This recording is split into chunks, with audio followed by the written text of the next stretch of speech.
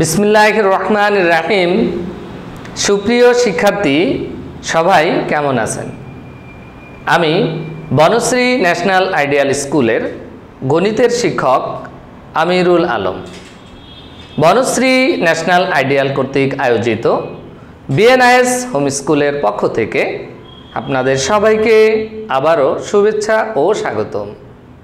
শিক্ষার্থী বন্ধুরা, আজকে আমরা ক্লাস 3 তৃতীয় শ্রেণীর প্রাথমিক গণিত বিষয় থেকে অধ্যায় 6 এর পর্ব 4।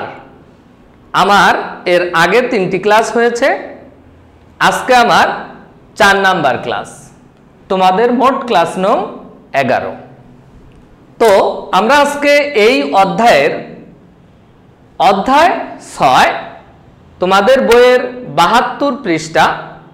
আমি তোমাদেরকে বইটা একটু দেখাই, তাহলে তোমরা আরো বুঝবে। এটা হচ্ছে তোমাদের বই। আমরা এই বইয়ের তোমাদেরকে বার্ষিকে আমরা একটা সাজেশনও দিয়েছি। সাজেশন না, সিলেবাস, শর্ট সিলেবাস। আগে যে সিলেবাস ছিল সেখান থেকে কিছু অঙ্ক কমিয়ে আরেকটা নতুন করে সিলেবাস দিয়েছি। সেখানে আমরা এখানে কিছু অঙ্ক কমিয়ে ফেলেছি। যতগুলো আমরা কমাইছি তার বাইরে যতটুকু রেখেছি আমরা সেখান থেকে আজকে কাজ করব। তো সেখান থেকে আমি পৃষ্ঠা 72 এর 7, 9 এবং 11 তিনটা অঙ্ক এখানে উঠিয়েছি। এটা তোমাদের বই।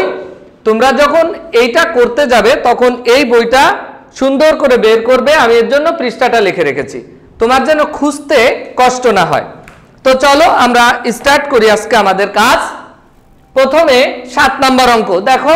আমরা 7 নাম্বার অঙ্কটা একটু পড়ি মনোযোগ দিয়ে। একটি বই ও 3টি কলমের মূল্য একত্রে 75 টাকা। তাহলে এখানে একটা বই আছে আর 3টি কলম আছে, এর মূল্য একত্রে 75 টাকা। একটি কলমের মূল্য 20 টাকা। একটা কলমের মূল্য 20 টাকা দেওয়া আছে। বলছে একটি বইয়ের মূল্য কত বের করতে হবে। খেয়াল করো, আমার কিসের মূল্য দেওয়া আছে এইটা আমাকে চিন্তা করতে হবে যে আমার কার মূল্য দেওয়া, কলমের মূল্য দেওয়া। কত? একটা কলমের মূল্য 20 টাকা। আমাকে এইখানে কলম আছে কয়টা এটা দেখতে হবে। 3টি কলম আছে। তো আমার যদি একটা কলমের মূল্য 20 টাকা হয় তাহলে আমাকে 3টি কলমের মূল্য বের করে ফেলতে হবে। সেই 3টি কলমের মূল্য যা পাবো এখান থেকে যদি মাইনাস করতে পারি তাহলে আমার থেকে যাবে বইয়ের মূল্য। আর এটাই আমাদেরকে আজকে বের করতে হবে। তো চলো আমরা স্টার্ট করি। 7 নাম্বার অঙ্ক। 7 লেখা আছে কি? একটি কলমের মূল্য। আমরা লিখি একটি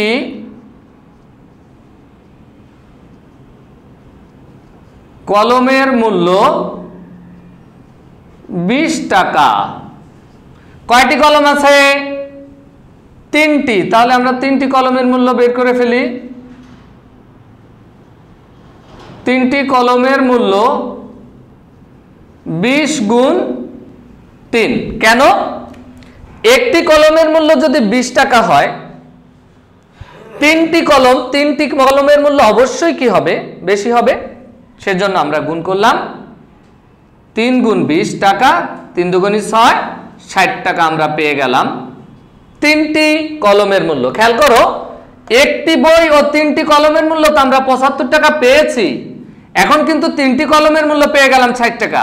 তো আমরা 75 থেকে 60 বাদ দিলে আমরা একটি বইয়ের মূল্য পেয়ে যাব। এখন আমরা এই লাইনটা আবার লিখব।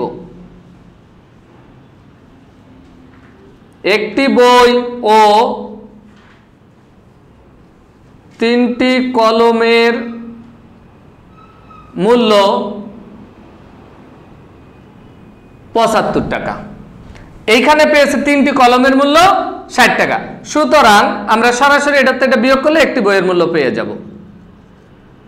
একটি বই এর মূল্য 75 বিয়োগ 60 টাকা। বিয়োগ করলে কত হবে? 60, 70, 75 কত হয়? 15 টাকা। তাহলে আমরা একটি বইয়ের মূল্য পেয়ে গেলাম 15 টাকা। উত্তর 15 টাকা। This is answer. আমরা একটি বইয়ের মূল্য বের করতে চেয়েছিলাম, আমরা একটি বইয়ের মূল্য বের করে ফেলেছি 15 টাকা। তো আমাদের 7 নম্বর অঙ্কটা হয়ে গেল। এবার আমরা চলে যাব পরের অঙ্ক। আমরা এটা মুছে ফেলি, 7 নম্বর অঙ্কটা মুছে আমরা কততে যাব? আমরা চলে যাব 9 নম্বর অঙ্ক। চলো আমরা 9 করি। এবার দেখি 9 কি আছে। রহিমের ওজন 25 কেজি। রহিম একজন মানুষ বা ব্যক্তি, তার ওজন 25 কেজি। আকাশের ওজন রহিমের ওজন থেকে 3 কেজি বেশি। রহিমের ওজন 25 কেজি, আকাশের ওজন রহিমের ওজন থেকে 3 কেজি বেশি। তো রহিমের যদি 25 হয় তাহলে আকাশের আরো 3 বেশি, তার মানে 26, 27, 28। তাহলে আমরা আকাশের ওজন এই 25-এর সাথে 3 যোগ করে পেয়ে গেলাম 28 কেজি। আচ্ছা, এবার আসো আলীর ওজন 34 কেজি। এটা প্রশ্নে দেওয়া আছে, আলীর ওজন 34 কেজি। প্রশ্ন হলো আকাশ ও আলীর ওজনের পার্থক্য। তো আলীর ওজন তো দেওয়াই আছে, আর আকাশের ওজন আমরা এই মাত্র মনে মনে বের করে ফেললাম 28 কেজি। তাহলে পার্থক্য যদি বলে তোমরা সবসময় বিয়োগ করবা। পার্থক্য বললে মনে রাখবা বিয়োগ করতে হবে। তো আমরা তখন বিয়োগ করে অ্যান্সার বের করে ফেলবো। তাহলে চলো আমরা অঙ্কটা করে ফেলি। আমরা লিখি 9 নম্বরে রহিমের ওজন 25 কেজি। রহিমের ওজন 25 কেজি। এখন কি লিখবো? আকাশের ওজন রহিমের ওজন থেকে 3 কেজি বেশি। ওই কথাটা আমরা লিখে নিব। আকাশের ওজন রহিমের ওজন থেকে কয় কেজি বেশি? 3 কেজি বেশি। সুতরাং আকাশের ওজন, সুতরাং আকাশের ওজন কত হবে বলো তো? 25 যোগ 3, কারণ আকাশের ওজন তো বেশি বলেছে, রহিমের ওজনের চেয়েও 3 কেজি বেশি। সেই জন্য এই রহিমের ওজনের সাথে যদি 3 যোগ করে দেই তাহলে আকাশের ওজন পেয়ে যাব 25 আর 3 28 কেজি। আমরা কিন্তু আকাশের ওজন বের করে ফেললাম। আর আলীর ওজন দেখো দেওয়া আছে, আলীর ওজন 34 কেজি। আলীর ওজন 34 কেজি, আকাশের ওজন 28 কেজি। তাহলে এই দুইজনের ওজনের পার্থক্য বললে কি বললাম? বিয়োগ করতে হবে। তো আমরা এখন বিয়োগ করে দেই, পার্থক্য বের করে ফেলতে পারবো। লিখে আমরা সুতরাং আকাশ ও আলীর ওজনের পার্থক্য, আকাশ ও আলীর ওজনের পার্থক্য। দেখো দুইটার মধ্যে বড় কোনটা? এটা হচ্ছে 28, এটা হচ্ছে 34। যেটা বড় সেটা থেকে ছোটটা বিয়োগ করতে হয়। তো বড় হচ্ছে 34, ছোট হলো 28। তাহলে আমরা কিভাবে বিয়োগ করব? 34 বিয়োগ 28 কেজি। এখন তুমি তো বিয়োগ করতে পারো, বিয়োগটা করো। 28 আছে, কত হলে 34 হয়? গুনে গুনে বের করে ফেলো। 29, 30, 31, 32, 33, 34, 6 কেজি। তাহলে আমরা পেয়ে গেলাম 6 কেজি। উত্তর 6 কেজি। আমাদের 9 নম্বর অঙ্ক শেষ হয়ে গেল। এবার আমরা পরের অঙ্কে চলে যাব। আমরা এটা মুছে দেই এখন। আশা করি অনেক সুন্দর করে বুঝতে পেরেছো। চলো আমরা পরেরটা চলে যাই, দেখি পরের অঙ্কটা কিভাবে করে। পরে করব আমরা কোনটা? অনেক বড় একটা প্রশ্ন, দেখো বোর্ডে লিখেছি 11 নাম্বার অঙ্ক। একটি শ্রেণীতে 10টি বেঞ্চ আছে। একটা শ্রেণীতে 10টা বেঞ্চ আছে, 10টা। 6টি বেঞ্চের প্রতিটিতে 5 জন করে শিক্ষার্থী বসতে পারে।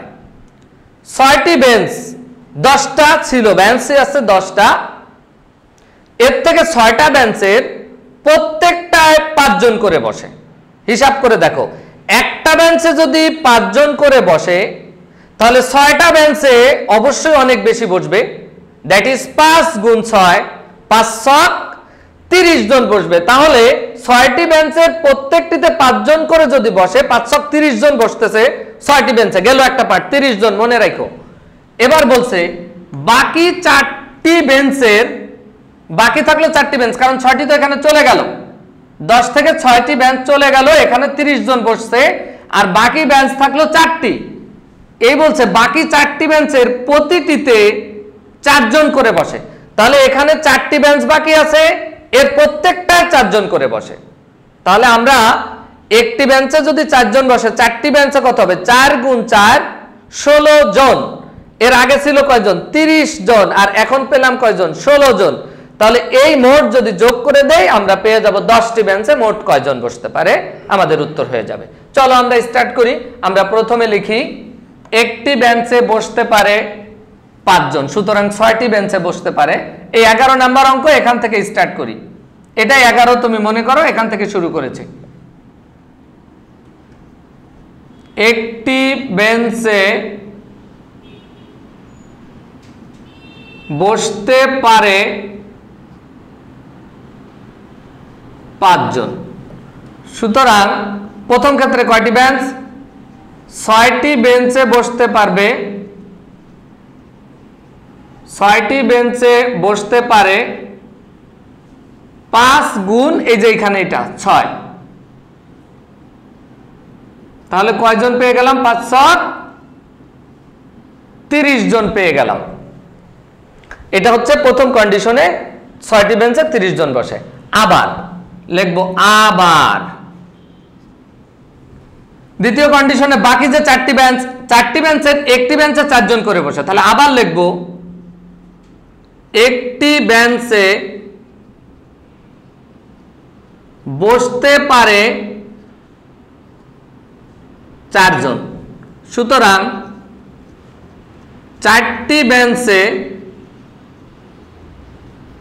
বসতে পারে 4 গুণ 4, 4 গুণ 4 জন, দ্যাট ইজ 4 4 16 জন।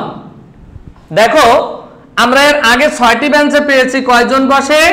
30 জন, আর 6 এখানে 6টা বেঞ্চ, আর এখানে 4টা বেঞ্চ, 6 আর 4 10টা বেঞ্চ মোট। তাহলে 6টি বেঞ্চে বসে 30 জন, আর 4টি বেঞ্চে বসে কয়জন? 16 জন। তাহলে 6 আর 4 10টি বেঞ্চে মোট বসবে এই 30 আর এই 16, যোগ দিলে আমরা উত্তর পেয়ে যাব। এখন আমরা লিখব সুতরাং 6 যোগ 4 বা 10টি বেঞ্চে মোট বসতে পারে, 10টি বেঞ্চে মোট বসতে পারে 30 যোগ 16, 30 যোগ 16 জন, 6 3 আর 1 4, 46 জন। উত্তর 46 জন, উত্তর 46 জন। তাহলে আমরা একে একে 11 নাম্বার অঙ্কের উত্তর পেয়ে গেলাম। তো শিক্ষার্থী বন্ধুরা, আমাদের আজকের মতো কাজ শেষ, আমাদের ক্লাস এখন শেষ। এখন আমি তোমাদেরকে হোমওয়ার্ক দিব। HW CW to HW, খুব সুন্দর করে মনোযোগ দিয়ে এই যে CWটা করালাম এটা HW করবে। এখন আমি তোমাদের ক্লাস যেহেতু শেষ, তোমাদেরকে আমি খুব গুরুত্বপূর্ণ কিছু কথা বলবো, খুব মনোযোগের সাথে এই কথাগুলোকে ফলো করবে এবং শুনবে এবং মনোযোগ দিবে। সেটা হচ্ছে এই যে কাজটা, এই যে ভিডিও ক্লাসটা, এটা কার জন্য এটা তোমাকে ভাবতে হবে। আমি ক্লাসটা নিচ্ছি কার জন্য? নিশ্চয়ই তোমাদের মতো স্টুডেন্টদের জন্য। তাহলে তোমাকে এই যে কাজটা আমি দিলাম, এই কাজটা যদি তুমি না করো তাহলে আমার এই ক্লাসটা করার কোনো অর্থ নেই। তাহলে তোমাকে অবশ্যই এটা হোমওয়ার্ক করতে হবে, এটা তোমাকে বাসায় হোমওয়ার্ক করতে হবে, করে এটা তোমাকে রবিবারে স্কুলে জমা দিতে হবে। এবার কিভাবে তুমি হোমওয়ার্ক করবে? তুমি যদি এটা মোবাইলের থেকে করো কোনো সমস্যা নেই, যদি তুমি এটা টিভি থেকে দেখো, তোমার যে টিভি ডিভাইস যদি থাকে সেখান থেকেও দেখতে পারো ইউটিউব চ্যানেলে। তাহলে সেই জায়গাটা, অথবা মোবাইল যদি থাকে, মোবাইল যেখানে থাকবে তুমি যেখানে চাও সুন্দর করে বসবে। তোমার পড়ার টেবিল হোক, যদি তোমার টিভিটা দূরে থাকে, পড়ার টেবিলের কাছে না থাকে, তাহলে সেই জায়গা তুমি সেট করে নাও পড়ার জায়গা। সেট করার পর সেখানে তুমি বই, খাতা, কাগজ, কলম যা যা লাগে সব কিছু নিয়ে সুন্দর করে বসো। এমন যেন না হয় তুমি বসছো, তোমার কলম আনতে যেতে হবে, তুমি বসছো বইটা ভুলে রেখে আসছো, তুমি বসছো তোমার পেন্সিল নাই, তুমি মানে কি, তাহলে তোমার এই যে আপ ডাউন, উঠা বসা এইটা ভালো কাজ হবে না। একটা ভালো কাজ করতে গেলে তোমাকে সেটাকে সুন্দর করে চিন্তা করে নিখুঁতভাবে সময় দিয়ে করতে হবে। তাহলে অবশ্যই তুমি সেইভাবে এই হোমওয়ার্কটা করবা। আর অবশ্যই বাসায় বাবা মায়ের কথা মতো চলবা। যে সন্তান বাবা মায়ের কথা মতো চলতে পারে তাকে জীবনে কখনো কষ্ট করতে হয় না, এই কথাটা মনে রাখবা। এবং আজকে থেকেই তুমি এই কথাটাকে ফলো করা শুরু করো, দেখবা তোমার জীবনে ইনশাআল্লাহ কখনো কষ্ট হবে না, তুমি অনেক অনেক সুখে থাকতে পারবে। তো শিক্ষার্থী বন্ধুরা, আজ আর কথা বাড়াবো না, আবার দেখা হবে তোমাদের সাথে পরবর্তী ক্লাসে। ততদিন ভালো থাকো, সুস্থ থাকো, সুন্দর থাকো। আল্লাহ হাফেজ।